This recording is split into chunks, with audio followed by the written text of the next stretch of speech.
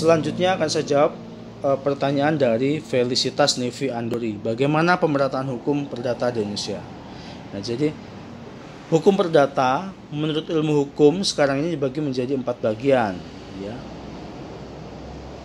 Hukum tentang diri seseorang, ya. Hukum keluarga, hukum kekayaan, dan hukum waris. Sebenarnya pemerataan hukum perdata di Indonesia,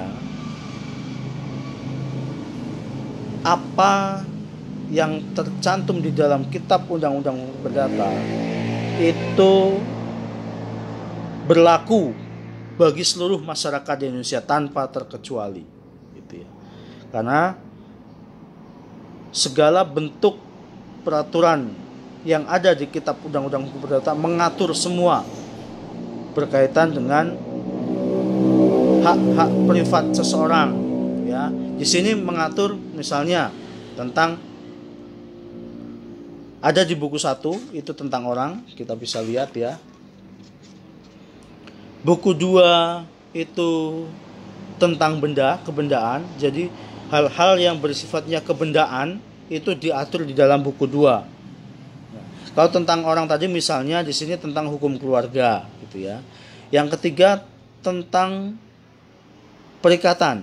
Ini sekaligus menjawab pertanyaan dari Yohanes Advent Aurelio, ya, tentang maksud buku ketiga isinya apa. Jadi isi di dalam buku ketiga Kitab Undang-Undang Hukum Perdata itu tentang perikatan, ya. Di dalam satu buku ini ada 4 buku, gitu ya. Jadi di dalam buku ketiga tentang perjanjian semua diatur di dalam buku ketiga. Syarat sahnya perjanjian, ya, apa saja di situ diatur. Kekuatan hukumnya perjanjian seperti apa, semua sudah ada di sini. Silakan dibaca. Yang kemudian di dalam buku keempat itu tentang pembuktian dan daluarsa, ya, memuat perihal alat pembuktian dan akibat-akibat lewat waktu atau daluarsa terhadap hubungan-hubungan hukum. Bagaimana jika hubungan hukum itu sudah selesai. Nah, di sini semua diatur di dalam buku Kitab Undang-Undang Hukum Perdata, gitu ya. Silakan nanti dipelajari. Di sini jelas bahwa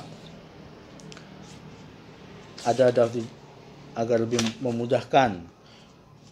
Isi buku ke-1 tentang orang misalnya, ya, tentang menikmati dan kehilangan hak-hak kewargaan, tentang akta-akta catatan sipil dan lain sebagainya. Buku kedua ini tentang kebendaan dan cara membeda-bedakannya, kedudukan, berkuasa dan hak-hak yang timbul karenanya, macam-macam di sini. Kemudian buku ketiga tentang perikatan, ya, tentang perikatan pada umumnya dan macam-macam.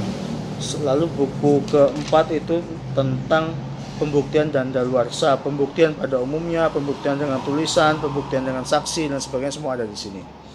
Nah, ini bisa dibaca di Kitab Undang-Undang Hukum Perdata, ya.